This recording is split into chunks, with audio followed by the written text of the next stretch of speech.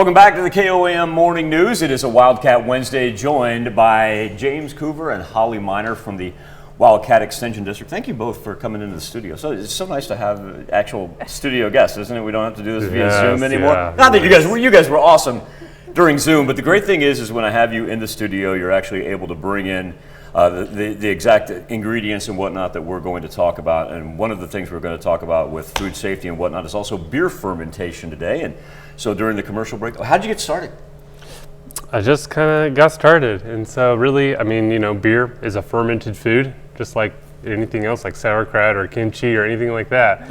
And so, today we're kind of talk about basically the safety aspects when it comes to fermented foods, including beer.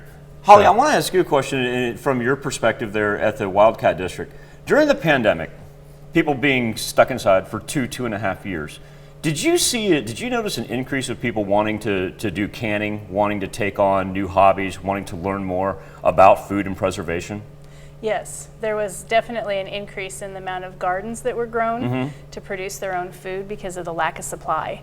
And so we've seen an increase in garden produce, and then that in turn in food preservation and the techniques and learning how to do all of those kinds of things. And as Holly and James always like to remind everybody, with that comes the increased need for that food safety and making sure that we're able to preserve it and do so correctly. Well, James, let's get started here. I guess my question is, where do I start if this is something that I'm interested in taking on? Yeah, well, first, you kind of got to start a little bit with the equipment. And there's not too much equipment, quite honestly, when it comes to fermented foods, including beer or sauerkraut or anything like that. And so here I have my fermentation vessel, which is basically a giant glass jar. I have a bubbler here. Basically, it's an air-locked, so that way there's no air leaking inside of there. Sanitizer, so this is phosphoric acid, which is a sanitizer to keep everything clean. And so when I'm doing my fermentation, adding my ingredients like my hops, this is basically a bag of various grains. Yes. Mash, right? Your sugars and all of your other stuff. And not even your tap water is really clean enough, honestly.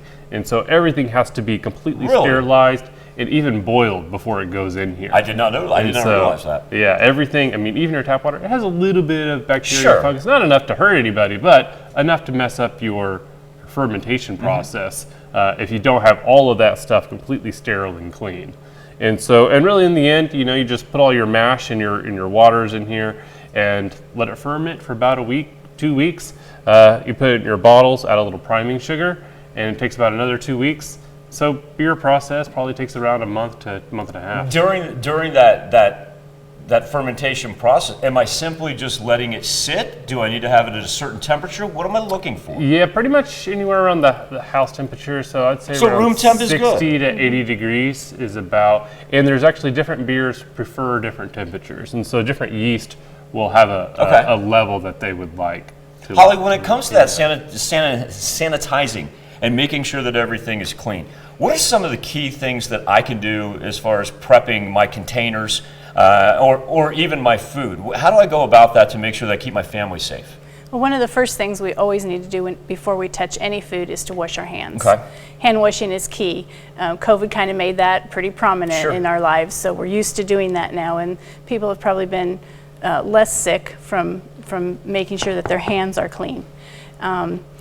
Then we need to make sure that whatever the food that we're preparing, that it's clean as well. If we have vegetables, we want to wash those under water. Now, when you say wash those, can I do that? I go back to what my mom did with our fruits and vegetables. She ran them under the tap water and she just kind of rubbed them off. Is that sufficient? Yes. Yes, really? It is. Okay. Yes. So I don't need to soap anything down? No, we do not recommend soap. Now, speaking of soap, when it comes to canning or a glass jar or anything like this, is there anything specific that I need to know as far as when I'm cleaning? Is the dishwasher, is that going to be sufficient enough, or do I need to go one step further? Yeah, no, the dishwasher is good because it washes the jar and then it also heats it. And so that kills a little more bacteria than what we might get with just rinsing it under warm water in the sink. So washing your jars in the dishwasher is a good process. Depending on the processing time when we're canning, if we're canning for less than 10 minutes, then we need to sterilize our jars. And so that's actually putting them in water and boiling them for 10 minutes. canning for less than 10 minutes. If we're processing for less than 10. Processing. So explain to me exactly what that means. So processing is when you put your jars in a boiling water bath or in a pressure canner and start the time when that either reaches the boiling level or when the steam is vented out and the pressure canner reaches the temperature, or the gauge reaches the 5, 10, or 15 pound level, then we start our time to process those foods to kill the bacteria in them. And it's not just so much, I mean, yes, it is about safety for you and your family at home.